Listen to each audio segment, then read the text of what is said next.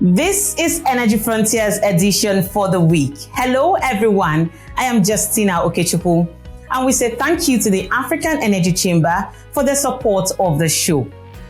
As always, let's get started with some of the biggest energy news on the continent and around the world.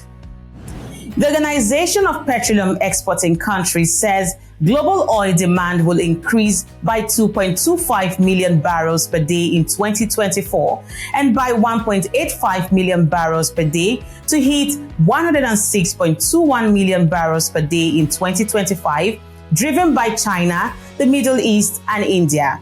This was according to the latest monthly report for January. Also in the week, the International Energy Agency also predicted that global oil demand will grow to an average of about 1.2 million barrels per day this year compared to the 2.3 million barrels in 2023, with supplies forecast to rise by 1.5 million barrels per day to a new high of 103.5 million barrels per day. Meanwhile, the Secretary General of OPEC, Haytham Al-Ghais, has challenged predictions of oil demand and supply peaking this decade, saying that oil will continue to defy expectations while stakeholders need to recognize the need for continued investment into the industry now and many decades into the future. The Egyptian government has approved a draft law authorizing the Egyptian General Petroleum Corporation, Apex International Energy, and INA to conduct oil exploration activities in the Ras Qatara development area in the Western Desert. French concessions group Vinci Energies has sealed a 200 million euro contract with Senelec, the state-owned utility company of Senegal, to build electrical transmission and distribution infrastructure across the country. And that was a snapshot of your energy news headlines. When we return, we bring you some of the discussions around global energy from the World Economic Forum 2024 held in Davos, Switzerland. Stay with us.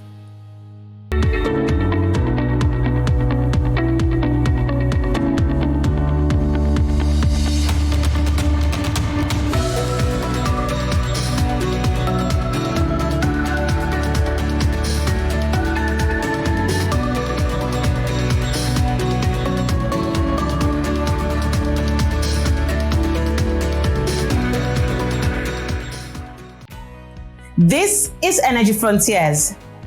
The World Economic Forum for 2024 in Davos this week provided a global platform for leaders and policymakers to discuss how to develop a long-term systemic approach to achieve the objectives of a carbon-neutral and nature-positive world by 2050, while providing affordable, secure, and inclusive access to energy, food, and water. Experts who spoke during the session provided insight into how leaders can enable a net zero future to transform the current growth and development models. Here is an excerpt. At COP28, and this tells you the kinds of things that can be done to change. By the way, we were already running at about 35, so 45 is ambitious but not crazy. It's entirely possible. More importantly, half of that would go to mitigation, emissions, but half of that would go to adaptation. The second thing we announced is that we will connect 100 million people in Africa to renewable power by 2030. So we announced 100, I'm actually working on 200. Our money, other public sector money, and most importantly, the private sector's money is required to make this happen. We're talking about working with 15 countries and taking out 10 million tons of methane by focusing on rice paddy, on animal and dairy, and on waste management. 1.3 trillion direct fossil fuel subsidies. Pull this back and put it to support climate action. And then look into the indirect subsidies that are health costs, but also not pricing carbon. At the fund, I'm now blue in the face saying that we cannot accelerate decarbonization fast enough without pricing carbon with predictable increase of carbon price. It has to be $85 by 2030. If we just collect the equivalent on the 25% of emissions today priced, we would get about 800 billion.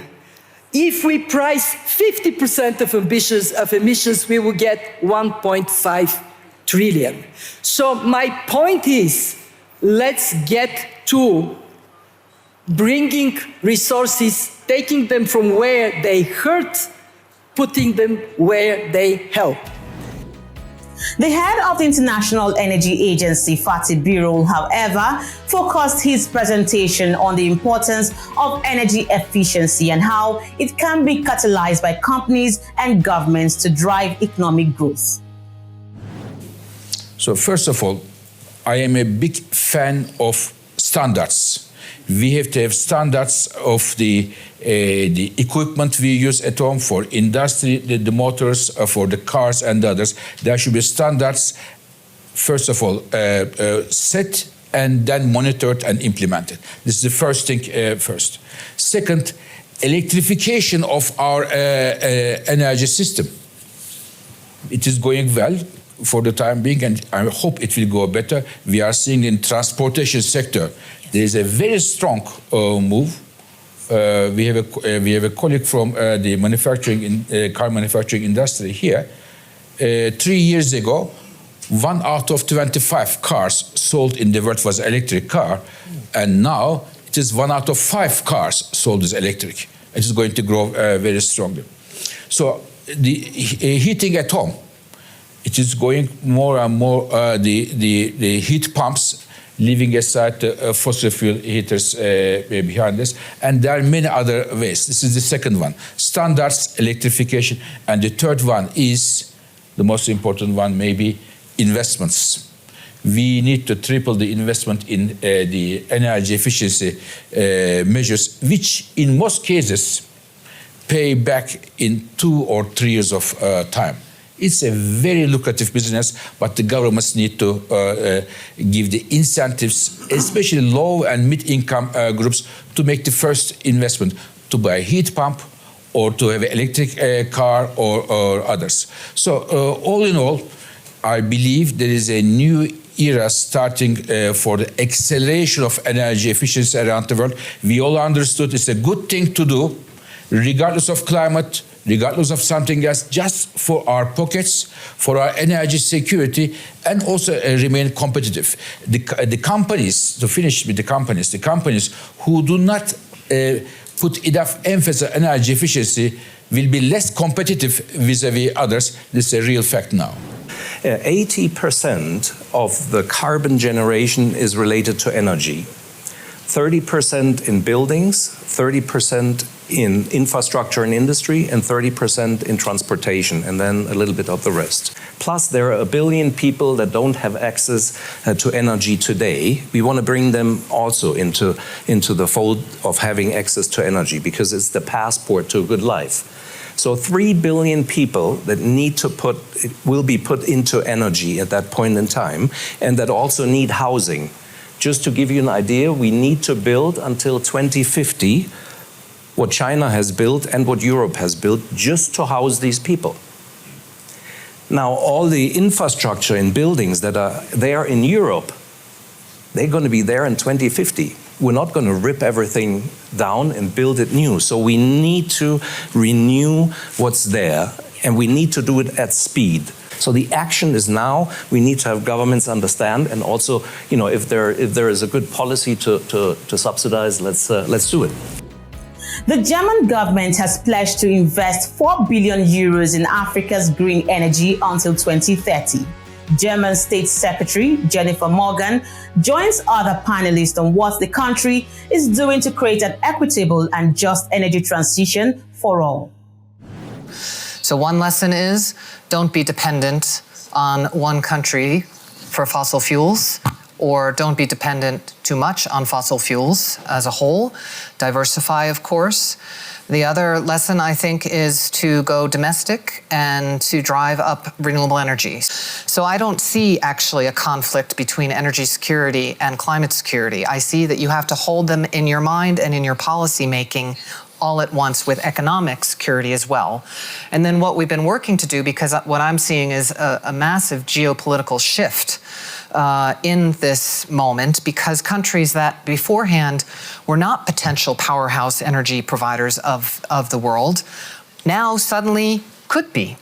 So the Africa Climate Summit, actually, that happened in Nairobi in September with President Ruto, saw himself and Africa as major providers of the raw materials, but also of the green hydrogen, for jobs for youth in Africa, for economic development. So first, think it all together.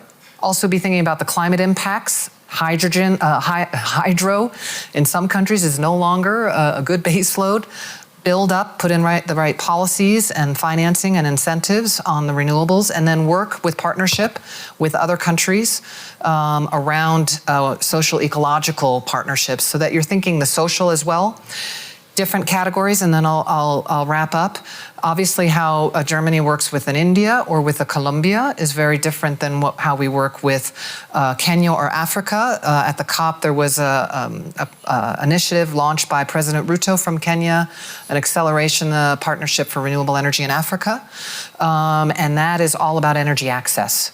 And now we're looking at how we can drive down the cost of capital in Africa for investments through guarantees. One of the first pieces is that countries have the fiscal space to be able to invest their own funds in solutions, whether they be in energy, whether it be on more resilience, and that has to do with the debt burdens that countries carry. We're actually working with Colombia and Kenya and France right now to be looking at different financing mechanisms and debt swaps, as well as participating in many conversations about this, because this is something we've heard as a major priority from developing countries. Still on energy frontiers, Libya is looking to harness the benefits of its abundant hydrocarbon natural resources. We'll be right back. A very good morning and a warm welcome to the Africa Energy Week for 2023.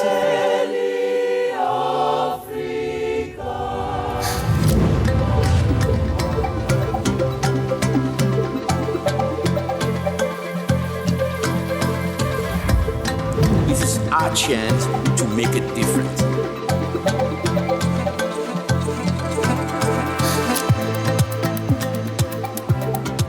We want to breathe fresh air in darkness.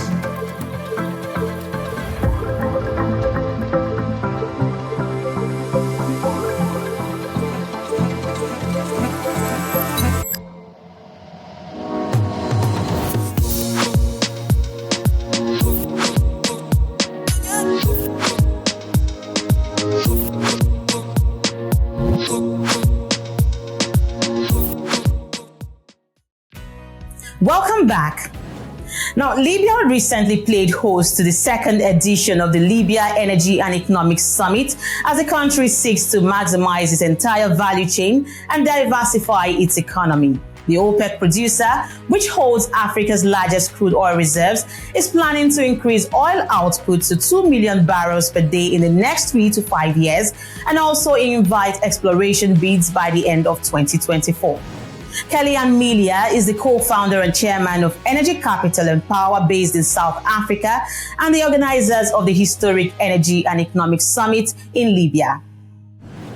The last Libya Oil and Gas Summit held in 2021, and this is the second lap of that event. What are the key outcomes from the summit this time around?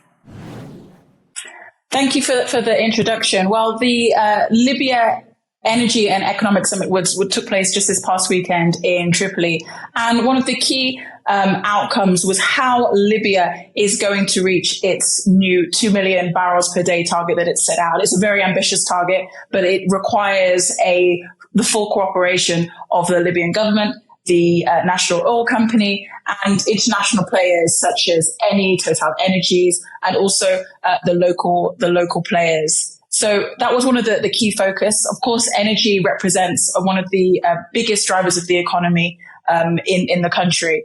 And it also, the summit also looked at how Libya can maximize the entire energy value chain. Yes, the upstream sector is picking up, but Libya also has a strategic position to play with regards to downstream, not only meeting its domestic needs and regional needs, but also looking at increasing exports to the European market, which is not so far away.